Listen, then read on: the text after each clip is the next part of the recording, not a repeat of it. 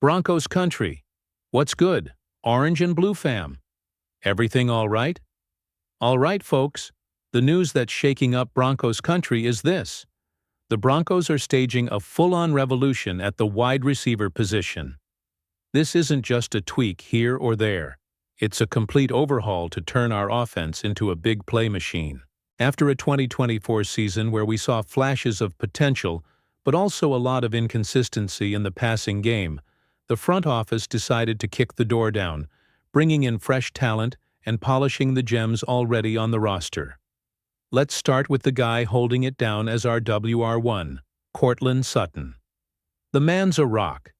In 2024, he racked up over 1,000 receiving yards, even with defenses doubling up on him. His cap hit for 2025 is $20, $2 million, which shows just how central he is to Sean Payton's offensive scheme. But the big question now is, who's going to step up as the WR2 to complement Sutton and open up the field? Because, let's be real, an elite offense needs more than one guy to make defenses sweat. Enter the young guns who are making waves, Troy Franklin and Devon Vale. These two are like pure dynamite, ready to explode in 2025. Franklin, drafted in 2024, brought that blazing speed from the University of Oregon.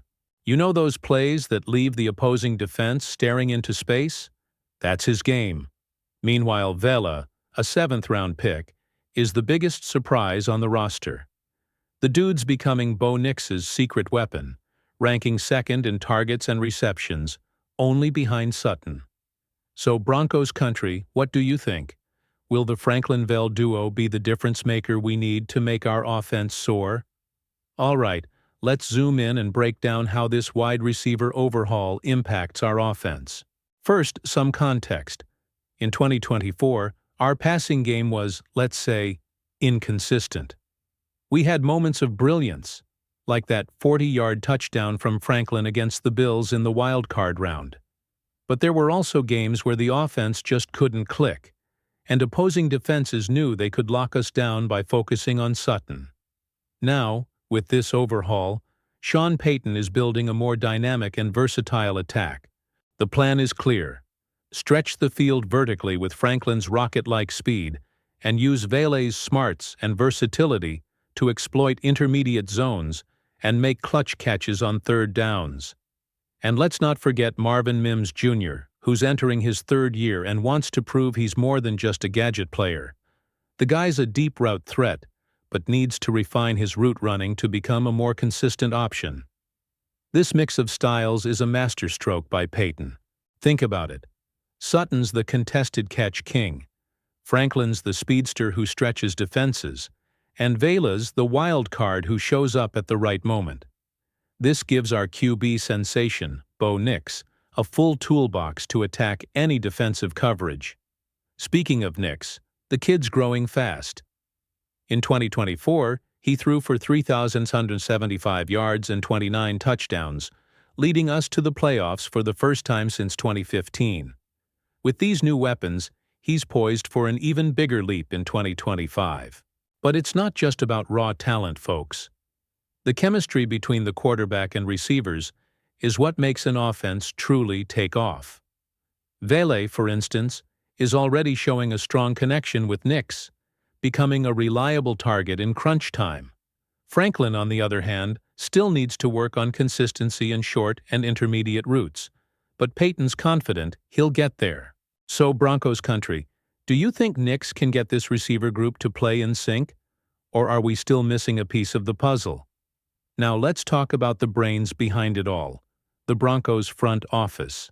Sean Payton and GM George Paton are playing chess while the rest of the league's playing checkers.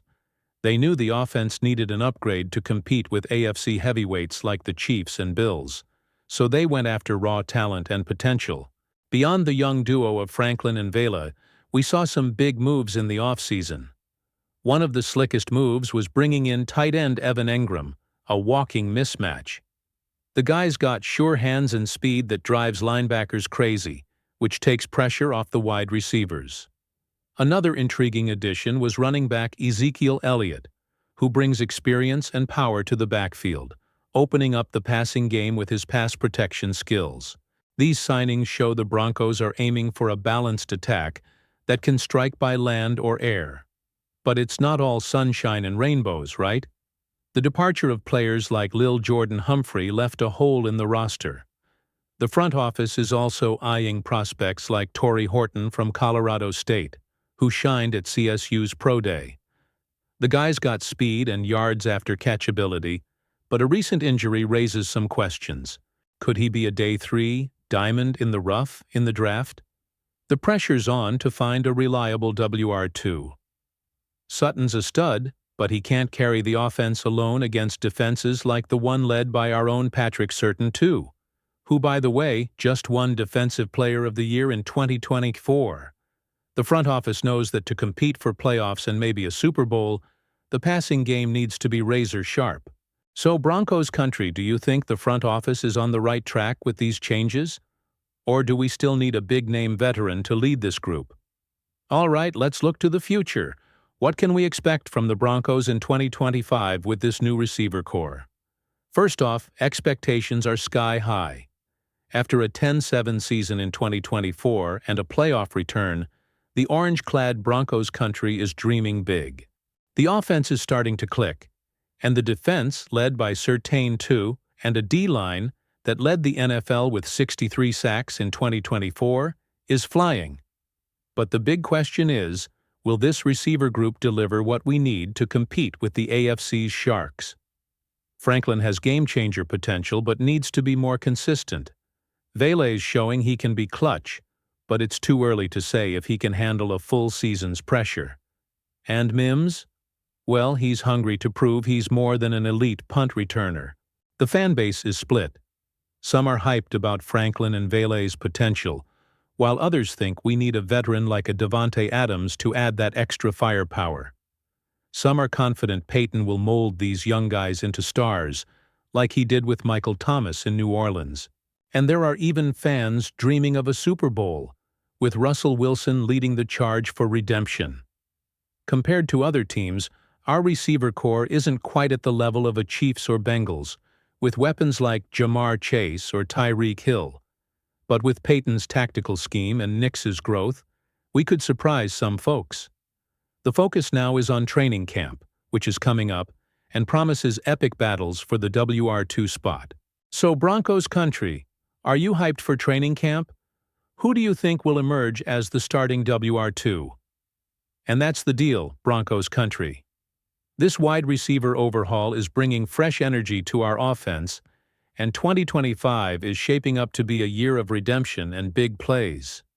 Sutton's ready to lead, Franklin and Vale are coming in hot, and Bo Nix is sharpening his arm to make this team soar. But now I want to hear from you. What do you think of this overhaul? Who's going to be the breakout star of our offense? And are we finally ready to fight for a Super Bowl? If you enjoyed this, don't forget to smash that like button, subscribe, and hit the bell so you don't miss any content. Share this with the Broncos Country crew because together, we make this team even stronger. Until next time, and go Broncos!